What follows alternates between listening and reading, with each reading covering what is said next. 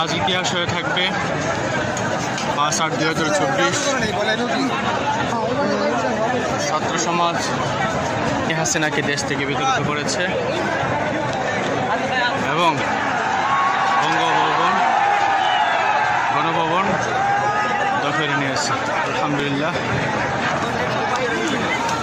আমি অনেক কষ্ট, অনেক সাধনা করে, অনেক আন্দোলন করে ছাত্র ভাইদের সাথে থেকে এই বিজয় মিছিলে সামিল হতে পেরেছি। সংগ্রাম করতে করতে শেষ পর্যন্ত বিজয় মিছিল নিয়ে আমাদের সমাপ্ত করে নতুন যাত্রা শুরু করলাম। আলহামদুলিল্লাহ, আলহামদুলিল্লাহ।